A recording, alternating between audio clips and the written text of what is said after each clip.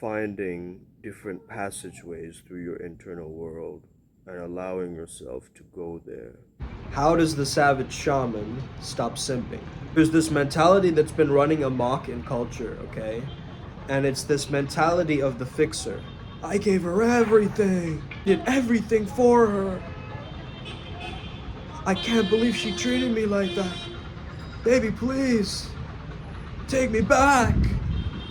This mentality of suckers idolizing mediocre punani, okay? I don't want to say the word because I'll be probably restricted on YouTube. That's what it originally means. It's not very nice to say that, right? It's not very nice, okay? But it's the reality of the word, and it's gotten popularized, and this is the state of the world that we live in. We're living in a state of convenience, okay? And when you have convenience, you put people up on a pedestal, right? You pedestalize someone, and you make them way more important than they actually are in your own mind. When did your partner start being God? Okay? Really ask yourself that, because the thing is someone being controlling to you, disrespectful to you?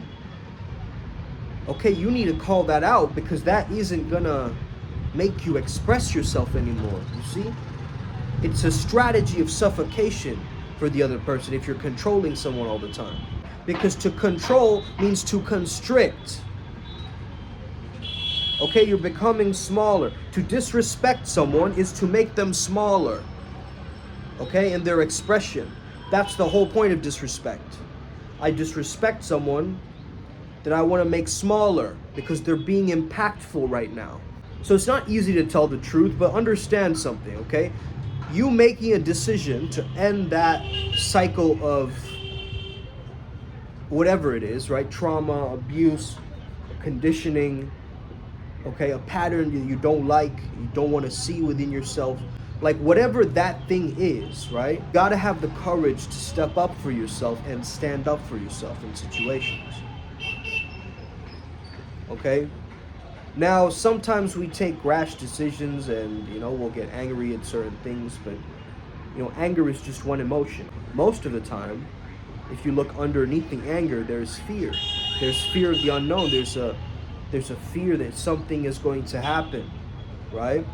And that's why, in general, you're angry because you fear the situation, you're scared of it, and you feel powerless in how to handle it. So when we get real with ourselves and we're like, no, it's not really an anger right now, it is a fear. And there's certain experiences that definitely do instigate like raw, authentic anger at a situation. But I think mainly anger is a byproduct of fear. And so when we really look at that, we stop judging ourselves for being an angry person, but actually understand that our inner childs are scared and they just need reassurance, right? They just need that reassurance that everything is going to be okay. All right, you're safe here with me. That feeling that a parent is supposed to give to a child, we need to give to ourselves. Because how else are we going to be reassured? So my video channel is for grown-ups, right? And so understand that you're a grown-up now, right? You don't go by the rules of high school and popularity anymore. But some of you are still playing in that world, right? That worldview. And you're looking at the word grow up in a very misconstrued way. Okay, grow up does not mean be more rigid. Grown up does not mean that, you have to be stifled all the time and in your own head and victim blaming everyone. That's not what grown up means. Grown up means that you're mature within your polarity, your top masculine, feminine polarity, whatever it is for you, right? You understand you have an immature side, like a version of you that is underneath the rubble, that inner child that is coming through in each experience, right? And you also understand how to be responsible. And in the word itself, it's response-able.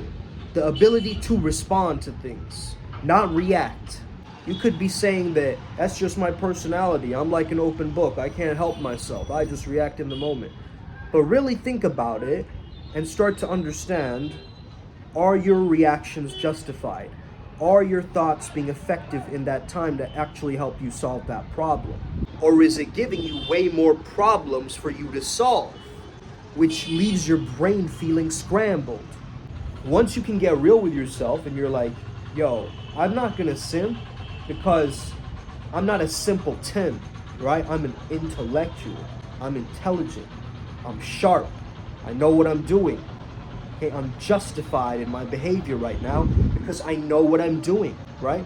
And that feeling of competence and consideration of, I know that I'm good enough, right? That this other person has no say in whether I'm good enough or not, right? A lot of people, they judge themselves based on what an other person thinks of them, right? And it starts to morph and shed away their self-image. Because that person is so important to you, they're also that much more harsh with you, right? Because they're that much more level of care, connecting you two together. So of course, the more you're invested in a relationship, the more heavier the emotions feel in that relationship. So if it's a deep love, it's a profound love. If it's a little anger, you feel a whole lot of anger because of all that years of history, right? Growing up, being raised in that environment. That is the framework that you were placed in. But now, what are you going to do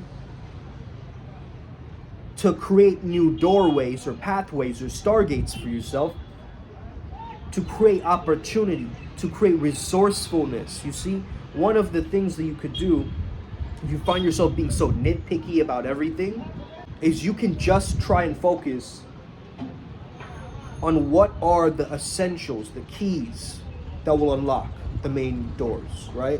So notice there, right, there's a bookshelf that got moved from my dad's room. My dad's actually coming today, very shortly actually. So I'm not gonna read all those books, right? But the ones I will read, I know that I'm going to try to apply what I read in them in some way. Okay? Otherwise, I'm just collecting stardust at this point. Okay? For what? For what, bro? Okay? What are you learning so much for? That's the thing. A lot of people use intelligence and consuming information as a defect. They feel defective as human beings, right? And so they feel like they need to compensate all this extra knowledge to try to make them feel good or whole enough or smart enough or tall enough or good looking enough, or never matching or meeting the criteria in their own heads, right? So it comes from a perfectionism, this simping, actually. So you might think it's the opposite, but it's a combination of a weird combination of overthinking and perfectionism at the same time, right? So the perfectionism is, oh, I'll never be good enough. And so I must always strive to seek that good enough feeling in this other person.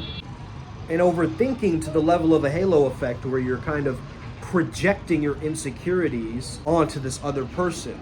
And overthinking to the level of how you've made this person a scapegoat for all your problems. Right? It's like, oh, this person will solve everything for me just because they're good looking or something. Bro, what are you talking about? You need to fix your own problems, not put them onto other people and like drag them into this. Okay, like this one person. You're our only hope, Sally. Without you, we'll never get the company running. Okay, what? Brainwashed, bro. You've been conditioned by the neurochemicals of love. Okay? A lot of people have. It's tough because you create that heart link, that cord with that other person. Right? Especially if you've been bonding, okay? Some of you know what I mean by that, but I can't mention it on YouTube. Culture romanticizes this thing, okay? That it has to be such a specific way, okay? It doesn't. I know certain women that don't like chocolates or like the traditional Hallmark Valentine's special thing, okay? I know some people like that because they see through the mirage, you get it? They are seeing through the illusion. That's when, you know what's so trippy? And I don't know, Sophia, if you're watching this video, but I met a girl named Sophia, okay, in Bali. Now, if you're unfamiliar with this, Sophia means actually the Gnostic wisdom, the feminine, divine feminine, right, form in Gnostic wisdom. And I was kind of tripping out that her name was Sophia for a while, because I was like, this is a sign from the universe right now that I'm gonna have another gnosis, right? I'm gonna have another spiritual experience. When I got back, I'm thinking about it. That was the most pure conversation I think that I've had in a while, and it was so honest and it's so authentic, and it was with a complete stranger. And I thought that was very unique. I never experienced that feeling before. And it was like, how would I describe it? It was like, kind of like a past life type of feeling. Like, wait a second, I think I know her from somewhere, or I know her from before. And it was just this weird feeling, right? Now, when I say that about her, right, I'm not simping towards her. I'm genuinely appreciating how she made me feel. And there's got to be a difference between you just like calling someone out for expressing their romantic, thing about somebody, right? Like genuinely speaking their heart about somebody and how they respect them, rather than blowing it out of proportion, exaggerating how much importance they are to their lives, and making it look like a complete shit show, right? Imagine if that version was running around everywhere. How would our tribe of people ever flourish? If every woman that you met in your life, right, was just like completely blowing smoke up your ass and just completely, clapping for you and laughing at all your jokes, that's not gonna make you grow in any way. It's from the brutal rejections and the brutal honesty that women are going to give you, right? That it's going to make you grow as a man. It's going to challenge you to step up and do something about it, right? And so it's this Dakini energy. I'm telling you, bro, the Dakini energy of the dark feminine energy that you can't run from, right? That's the type of crazy chick that'll like key your car, right? Because she has so much emotion inside of herself, right? That she just wants to be seen and heard and wants attention, and that energy that's coming at you, you can't be afraid of that. The only energy of Ma Kali that can be subdued is the divine masculine, Shiva's energy. So when she's going through this like completely like almost like a possession, right, where she doesn't know who she's being and she's just yelling at you and like she's throwing a temper tantrum, her inner child is being affected, you need to come in there and be like, listen, it's okay, like a parent would. Right, and their child is freaking out. You need to come at this with some maturity. And not like, wow, why is she being so, so much like a kid? Because she's being triggered. She's being traumatized, and through that moment, it's bringing up her child self, which a lot of the times, look at all of these people who are upset or butthurt about something, storming off of somewhere, slapping someone. These are all shadow trauma responses. And I get it, man. You guys will put up with a lot. You guys will put up with a lot. I'm telling you, you guys will put up with a lot of things. You will keep tolerating peacefulness, tolerating, smiling, pretending, tolerating. Oh yes, honey. Oh yes, it will be fine. Oh yes. Okay, yeah. Never talking back, never being sharp, never having any sense of authority. Just completely like, okay, right? That's not gonna work. That's not gonna work. You need to not be so scared, bro. That's the secret. When you're in fear, it feels good to just be like, oh, she is the one, she's the answer to all my problems. I did everything for her. It's so easy, right? It's such a cop-out. It's so easy to say that. Actually meeting someone and meeting them on a genuine human level, not pedestalizing them, not putting them below, dehumanizing them, right? But like meeting soul to soul and having that awareness, like having that awareness of expression back and forth, that Shiva Shakti dance, the Shiva Shakti dance, okay? That dancing of the Shiva and Shakti, okay? That's going on, right? You've got to understand that is the energy that you got to create and maintain and make sure that it's staying alive, okay?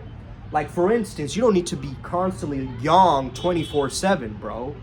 You're going to fizzle yourself and burn yourself out if you're just yonging it out all day. You need little moments of yin, little moments of lockdown, little moments of rest, little breaks in between your work time, right? That's your yin, where you can then come out and start crushing it again. And people don't seem to understand this. We live in a generation, it's like, you gotta be on like a robot, 24/7. No breaks. Just keep going. Keep going till you burn the midnight oil, baby. Okay, that's how we live in culture.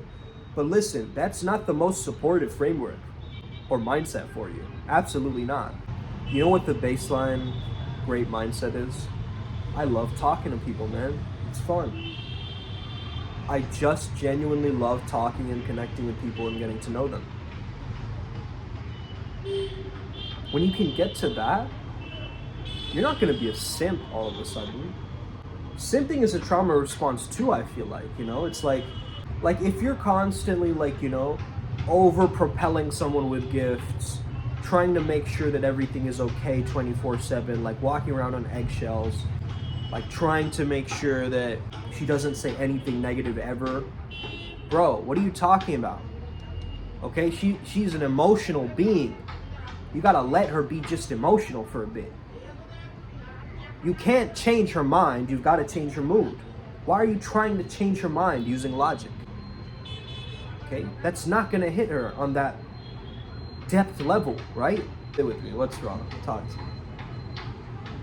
You know, like, don't be mad at me, baby. Don't be, but baby, why don't you like me? Don't, get out of that doghouse. What the fuck are you doing? I feel like some of you need to be shaken awake and just understand, right? The fact that you're lying is really messed up, bro. Okay? Is really messed up, bro. Because you're lying that your girlfriend is the most attractive person on the planet. And you keep lying to her, right? That's a part of the codependence curse. Okay? The fact that you keep lying to her that she's the only one and she's the only one on the planet. Do you think every guy is sitting down there going, I wonder what kind of dates will be going on? I wonder what flowers that I'll be picking for her. I wonder, bro, no, okay? You're just trying to smash. Like, let's just be honest with ourselves, okay? Let's be honest with ourselves. Let's not try to convince ourselves that we're these saint-like creatures, okay? You're the savage saint, the savage shaman. You gotta understand that. You can cause disaster, but you choose not to. You can be the disruptor for culture, but you're holding yourself back. You're being patient, right? And that's what a good man does. He's patient. He's understanding. He's kind. That's the thing I don't get about like the whole nice guy jerks thing. Like, why do you want to be a jerk? You get what I'm saying? Like, of course you want to walk your talk and like express yourself authentically. And maybe that might seem jerk-like to certain people because they've never truly expressed themselves. They're just trying to be who society wants them to be and wear like some kind of a social mask. Whereas I think if people honestly started expressing themselves, we can handle so many problems in this world. We can handle so many problems. If you have good communication and you can get your point across to somebody, you can 100% get them on your team. You can 100%. Okay, there's a guarantee there. I'm giving you the guarantee. Your relationship with somebody else is based on your last conversation with them. So if there's no truce, if there's no meeting in the middle, if there's no trust between you two anymore, it's going to be very difficult. And you got to keep reminding yourself, like, I'm not going to go there. I'm not going to, open Pandora's box. I'm not going to try to do that, because the thing is, you can try to do that, but you'll learn from your mistakes. So you take it playfully, man. Like, you gotta take this thing playfully. You can't be so serious about it. When you become serious, you become simp-like, okay? Like, can't you see the humor in like a dude like buying 100 flowers and like waiting outside a girl's home, right? All the way overnight, freezing in the cold, right? With a giant pair of speakers from, 16 Candles or whatever that movie was, right? Like trying to climb up her like side of her roof to like, yo, what about invasion of privacy? What about stalking, bro? Like, have you ever talked about that? Like, a lot of these movies, right? These romantic comedies or whatever the fuck you guys watch, They're full of nonsense, non-consensual acts, right? It's just like, it's just a bunch of weirdos, like creeps. Where's the demonstration that, yo, I'm here to be awesome today? Like, where's the demonstration of that? It's not coming at you from anybody, right? It's like you gotta specifically Google motivational speakers to find motivation. Bro, I think everybody should be motivational. What are you talking about, motivational speakers? Everybody should be motivational. If you're not motivational, what the fuck are you doing? Hey, motivation, of course, you're gonna say, oh, it lasts a very short time. Then be inspirational, dummy. Okay, just change the word around. Yeah, but it's not the same word. I'm not that nitpicky, bro. I'm expressive. There's a difference. I'm a flow state Jedi. I allow myself to weave into this craft of feeling through every crevice and crack until it pops. My heart breaks until it can't anymore. That's the frequency that I'm coming from. So I'm not gonna hide and choose to be, silent about certain things. Bro, I'm gonna talk like my tongue is gonna fall off eventually. It's gonna be splintered tongue like a naga. YouTube can try to silence me. Anybody can try to silence me. The world is moving towards that. I can tell you that. We need more of a gentleness now than ever before, but we also need tough dudes to be gentle. Okay? We need the warrior clan, the one that can change humanity around, right? Let's be honest, like that clan of young men who are all feeling weak and addicted to things and social media validation and just convenience and bombarded with all this, stimulus. How are they gonna function in the future? You gotta understand that. We're having a crisis of mental health. What about in the future? When you can't even tell whether this is a boy or a girl anymore, where you can't even tell where this person is from anymore. Everybody has their kinks. What do I mean by this? Some people are turned on by food. I find that weird. I find that very strange, okay? But some people are. Like some people are turned on by feet, bro. Okay, maybe you're one of those guys, watch. I think we all want to be charming, accepted, loved, cherished for who we are, seen as presentable, seen as respected, be great, upstanding citizens, okay? We all want to do that. But we're in a scenario of the world right now where it's almost like Armageddon, bro. Like, what the fuck is going on around the world, right? Every year it seems to be getting worse. So we need a solution fast, and I think it comes from accessing our flow state. I sometimes sound like a crackhead, bro, honestly, when I speak. But you guys know about the rainbow body, right? So the rainbow body is nothing to do with the LGBT community, by the way. But the rainbow body is basically introduced by Padmasambhava, okay? And Padmasambhava is known as Guru Rinpoche, okay? And essentially, he was said to access this rainbow body of light, okay? So that means he had access to the ether. I honestly think in the future we'll be able to measure our auras in rainbow bodies. I think science will come to that point where they'll be able to measure the electromagnetism that comes from our beingness and our brain-heart coherence. And I think scientists are already starting to understand this using Carillion photography and things like this. In the future, they'll be able to read what your flow is, like your alignment level is, in a sense, right? And there will be different charge-up points around the world. And this is my vision. I don't know if it's going to come true or not, but I might as well, put it out there in the YouTube video where people can hear it. Little pockets of consciousness expanding centers, right? Where people can go in and get their chakras cleaned, and then go to another town where there's another re-up spot, okay? And people can stay nice and energized and positive and upbeat and clean, man, clean and ethical. I love the fact that in Scientology, and you can say whatever you want about Scientology, man, but I think it's such an interesting art form, and I've learned so much from it. One of the things that they say is ethics is survival. So when you think about that, you really start to think on a deeper level of, hey, this is nature. Ethics is God, ethics is nature, ethics is survival. God is survival. But you know what I also think? I think God is thriving, not just survival.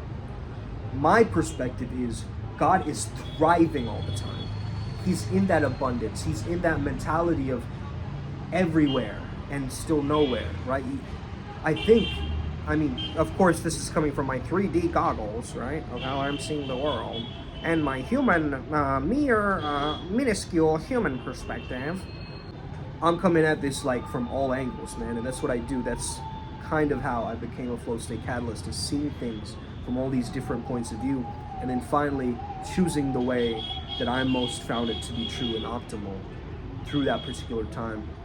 Okay, so I hope you enjoyed this video today. I hope you learned a lot from it. Have an incredible day. May the flow be with you and stay legendary. Let's get it. Savage Shamans. Let's go.